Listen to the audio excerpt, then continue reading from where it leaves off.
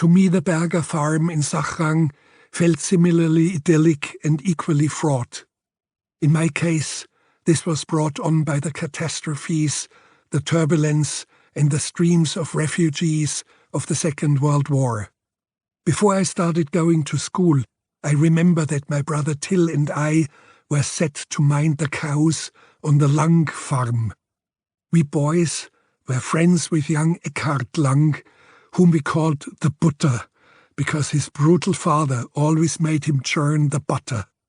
Minding the cows brought us our first income. It was next to nothing, but it reinforced our sense of independence.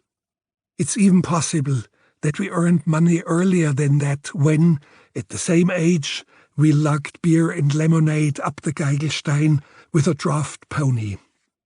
We fixed a crate of beer to one side and a crate of lemonade to the other, and climbed almost at a trot up to the alpine meadow above Prine Hütte.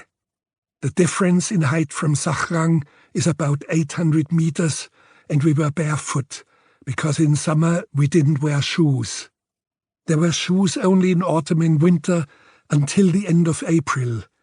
In the months without R, May, June, July and August, we didn't have underwear under our lederhosen either. Today there's a road going up the mountain, but back then we scampered up a rocky path and even so got there in an hour and a quarter. Present-day tourists take 4 hours. By the alpine meadow lived a family of cheesemakers, among them a young woman called Mari. She was the only one of all of them who lived up there the year round.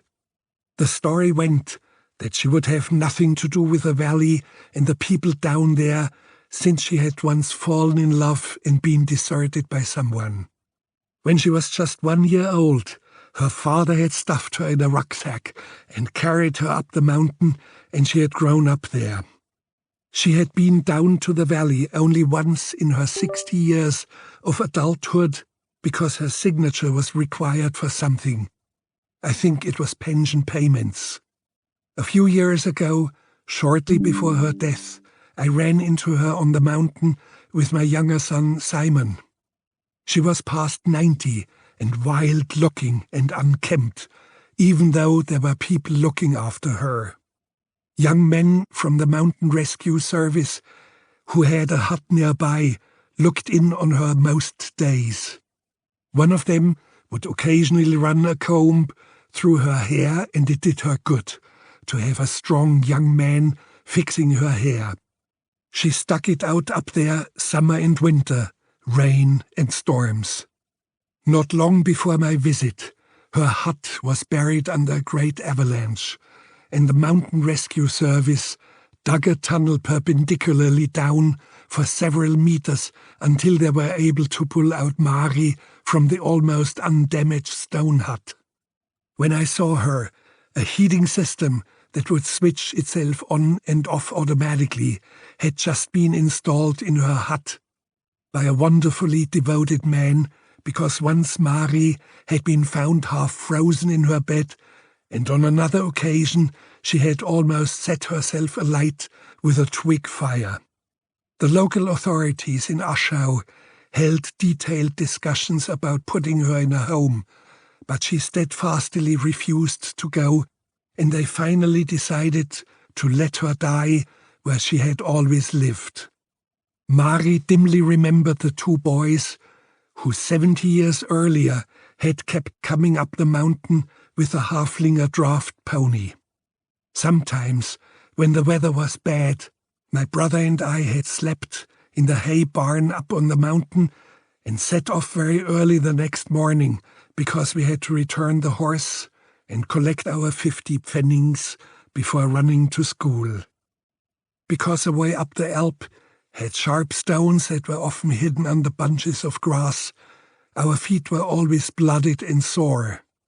In summer, plagued by thirst, we once forced our way into the cow shed on the Schreckalm, and my brother approached a cow to milk her. It was a young heifer, and she gave him such a kick that he came flying out backward. From my time in Sachrang, I can still milk a cow, and I recognize others who can as well, just as you can sometimes identify a lawyer or a butcher. My knowledge of milking came in handy many years later with the astronauts who made up the crew of one of the space shuttles. The background there was my fascination with the unmanned mission to Jupiter, which was proving incredibly difficult and had many reverses. The Galileo space probe was finally fired into deep space in 1989 after numerous delays and changes of plan.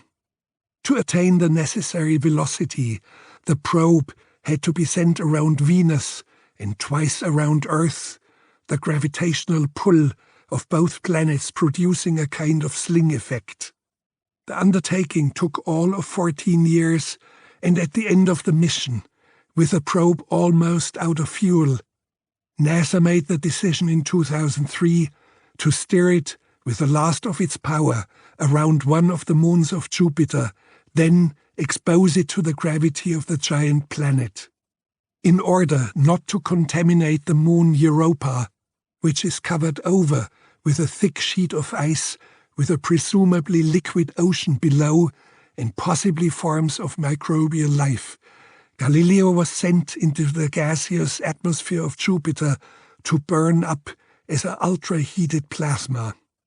Almost all the scientists and technicians who had been engaged on the project assembled for the death journey of the probe at the Jet Propulsion Laboratory in Pasadena, California, and I got wind of it.